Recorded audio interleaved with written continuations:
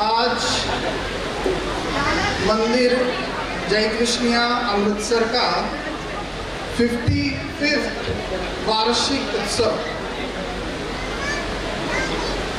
और मैं अमृतसर पहली बार ही आया हूँ। अमृतसर शब्द का अर्थ होता है अमृत का सरोवर। आपको मालूम है कर्मराहाटी में ये जो गोल्डन टेम्पल है उसके आजू बाजू जो सरोवर है उसके नाम पर इस शहर का नाम पड़ा है अमृतसर। हमारे ब्रह्म विद्या शास्त्र में हमारे गोसावी अमृत शब्द हमारे श्री दत्तात्रेय महाराज के बारे में उच्चारण करते हैं। हमारे गोसावी बोलते हैं कि श्री दत्तात्रेय महाराज की वाणी कैसी है, अमृत वर्षणी। ये श्री दत्तात्रेय महाराज का विशेष है। पैठन की लीला है, महादायसा गोसावी से पूछती है। हमारे गोसावी श्री दत्तात्रेय महाराज की महिमा के बारे में निरूपण कर रहे थे। महादायसा पूछती है कि महाराज श्री दत्तात्रेय महाराज का अवतार किस युग में है और किस युग में नहीं है। इसका उत्तर देते हुए हमारे गोसावी बोलते हैं श्री दत्तात्रेय महाराज जो हैं चतुर्युगी अवतार हैं।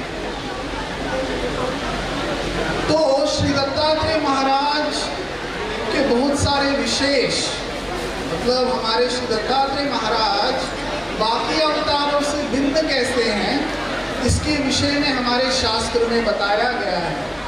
एक मैंने आपको बताया श्री दत्तात्रेय महाराज की वाणी कैसी है, अमृत वर्षणी।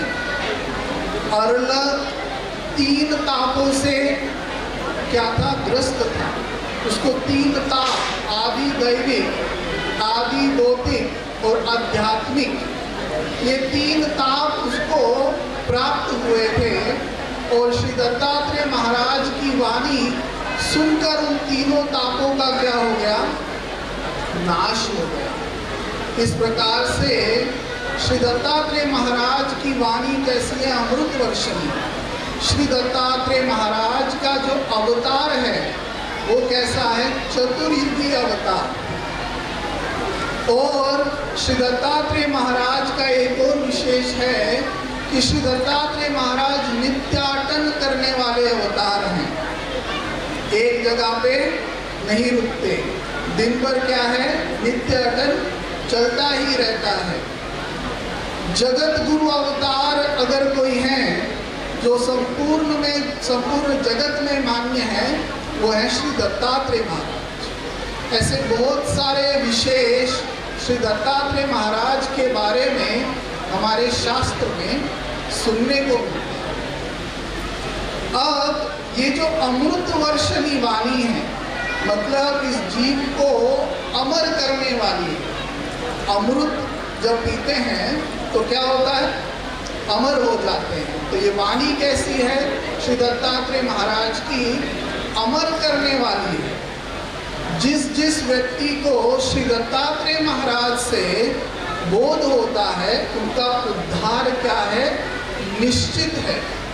इसलिए उनकी वाणी क्या है, अमृत वर्षणी है।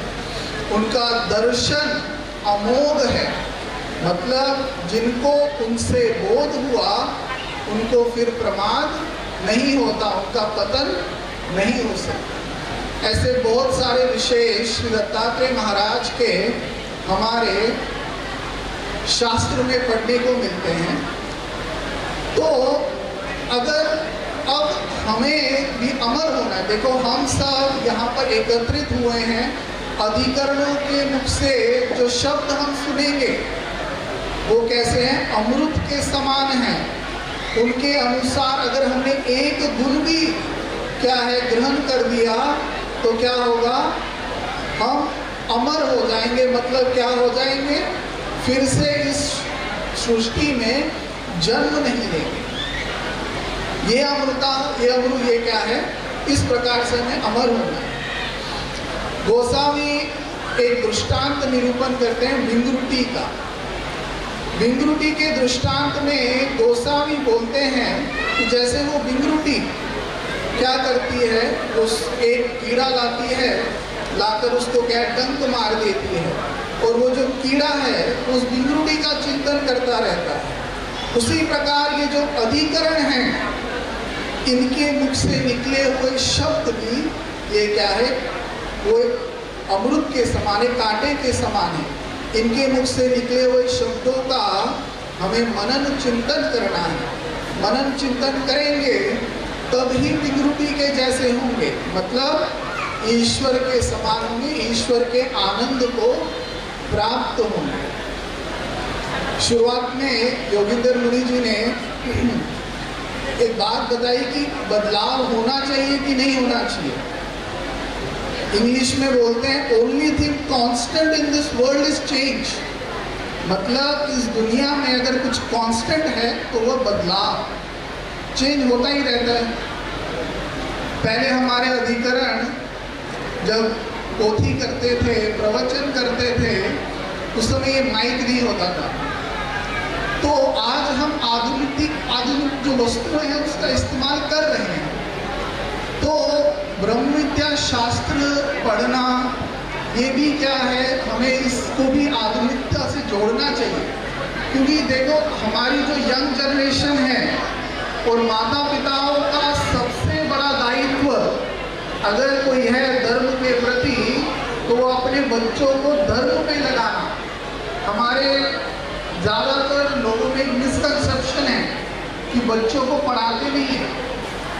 आप देखिए बाकी धर्मों में, मुस्लिम देखिए, वो बचपन से ही वो क्या है, उनको उनके धर्म ग्रंथों की पढ़ाई कराते हैं। और वो छोटे छोटे बच्चे होते हैं मदरसा में, उनको पूरा पूरा कुरान याद होता है। पर हम ऐसा प्रयत्न नहीं करते हैं। वो क्या है, वो डर जो है हमारे मन में ब्रह्म विद्या के प्रति, वो निकालना चाहिए। आचार स्थल, जो आचार हमारे गोस्वामी ने बताया है, वो सिर्फ सन्यासियों के लिए नहीं बताया। महात्मे ही प्रिय वक्ता हुआवे, महात्मा को कैसा होना चाहिए, प्रिय वक्ता होना चाहिए। ये आचार है, गोस्वामी ने आचार स्थल में बताया है। तो ये वचन सिर्फ सन्यासियों के लिए नहीं है, हर किसी पर ये वचन लागू होता है। तो हमें ब्रह्म विद्या शास्त्र को सिर्फ मोक्ष के लिए ही ब्रह्म विद्या नहीं पढ़नी है। हमारे आचार्य स्मृति स्थल में बोलते हैं कि आप अगर मोक्ष के लिए ब्रह्म विद्या नहीं पढ़ सकते तो कम से कम ये सृष्टि कैसे निर्माण हुई इसके बारे में जानने के लिए पढ़ो। तो ब्रह्म विद्या शास्त्र का सबको अभ्यास होना चाहिए। क्योंकि अगर हमें अपने धर्म ग्रंथ ही कौन से हैं इसके बारे में ही नहीं मालूम होगा, तो आप देखेंगे आज आप ब्रह्म विद्या नहीं आपको अपने बच्चों को पढ़ाते, तो कुछ सालों के बाद देखेंगे वो धर्म से क्या है, दूर होते जाएंगे। तो बचपन से ही उन्हें ब्रह्म विद्या शास्त्र की पढ़ाई कीजिए।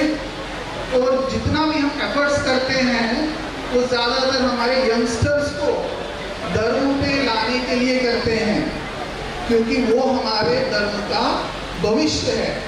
आप सब के लिए सबसे बड़ी विधि जो है वो अपने बच्चों को धर्म पे लगाने की है। उनको हर प्रकार से ब्रह्म विद्या शास्त्र पढ़ाइए। उनका जीवन क्या है, सिर्फ मोक्ष के लिए नहीं, संन्यास के लिए नहीं, ये हमको जीना कैसे है वो भी हमें ब्रह्म विद्या सिखाती है। इन्हीं विचारों के साथ मैं अपनी वाणी को विराम दूंगा। सर्वज्ञ श्री चक्रधर